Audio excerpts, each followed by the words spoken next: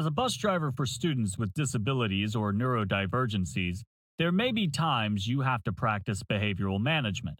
If a student has been sitting on the bus too long or is having a bad day, they may act out and create an unsafe environment. In this video, we are going to discuss common disruptive behaviors and techniques for managing them. We will emphasize the importance of prioritizing safety and well-being. The National Highway Traffic Safety Administration, or NHTSA, has a learning series for drivers that transport students with disabilities, neurodivergencies, or special needs. This series details helpful information regarding various disabilities and their respective common behaviors. Remember to always adhere to your school district's guidelines on training, equipping your bus, and behavioral management. While some of these characteristics are generalized, every school district will vary in implementation, coordination, and behavioral reporting.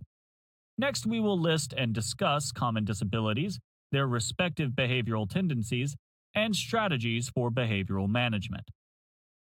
Autism spectrum disorder, or ASD, is a neurological developmental disorder defined by persistent deficits in social communication and social interaction, accompanied by restricted, repetitive patterns of behavior, interest, or activities. Autism falls on a broad spectrum, and some children may display more symptoms than others. Common ASD behavior can include minimal use of gestures such as nodding, waving, or clapping, making odd sounds or having an unusual tone of voice, or difficulty making eye contact. They may also struggle with expressing emotion and can have unique sensory interest or limitations. When implementing behavioral management techniques for students with autism, it's important to let the child know what will happen next. Some children may be troubled when they don't know how long something will last or what will happen when it's over. For instance, when the child gets on your bus, you can let them know how many more stops are left before they get to school to calm their nerves. Set expectations for your bus at the start of the year and be consistent. Children with autism thrive on predictability, so having clear expectations in place can help maintain a stable environment for the child. It's also important to acknowledge when a child complies with your expectations. Saying something like, "Thank you for being respectful," will reinforce the positive behavior and mindset of the child. If the child is exhibiting problematic behavior, try to distract or redirect the behavior instead of simply saying no or stop. You could try something like directing their attention to the scenery out the window, or having them focus on a fidget toy or similar item. Parents or caregivers will best know how to implement behavioral techniques.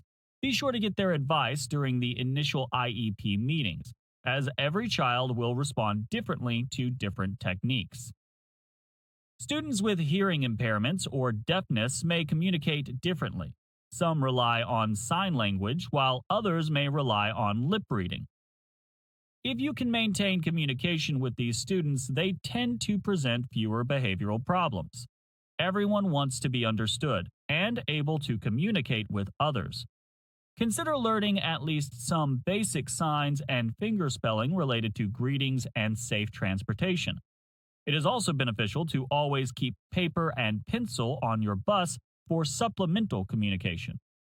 If any of your students are blind or have vision impairments, be sure to assess how much assistance they will need at the initial IEP meeting. Some students may require assistance during loading or unloading, while others may not need any. Always speak clearly and precisely, and maintain a consistent routine with these same seating assignments. As always, it is vital that you keep a clean and orderly bus. The Individuals with Disabilities Education Act describes emotional disturbance as a condition exhibiting one or more of the following characteristics over a long period of time and to a marked degree that adversely affects a child's emotional performance. An inability to learn that cannot be explained by intellectual, sensory, or health factors. An inability to build or maintain satisfactory interpersonal relationships with peers and teachers. inappropriate types of behavior or feelings under normal circumstances, a general pervasive mood of unhappiness or depression, or a tendency to develop physical symptoms or fears associated with personal or school problems.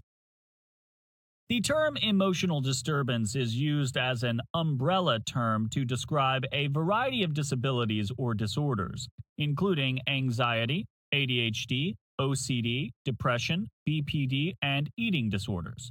Children with serious emotional disturbance may exhibit abnormal mood swings, excessive anxiety, bizarre motor acts, or distorted thinking.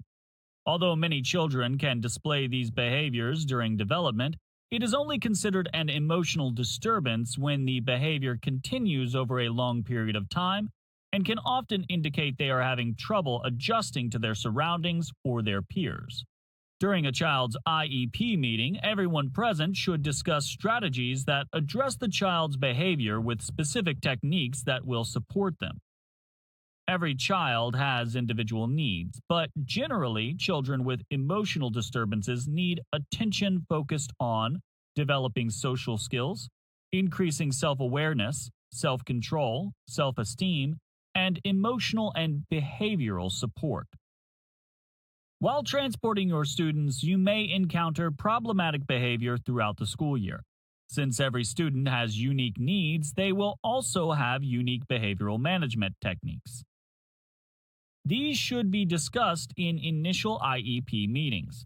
Remember to always remain calm, speak clearly and precisely, and try to redirect their behavior. You are a role model and should demonstrate and acknowledge positive behaviors. You will likely have a trained bus aide to help manage these students while you drive. However, you should still be involved in positively communicating with your students. Be familiar with your district's policies on how to report problematic behavior, and always keep the parents informed when their child acts out. Always follow your school's guidelines, but also use your head. Remember that safety is always the #1 priority. Transporting students with disabilities requires empathy and patience.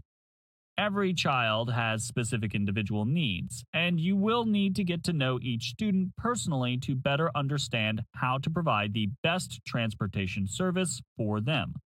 You are part of their everyday routine during the school year, and this can provide great comfort to many of your students.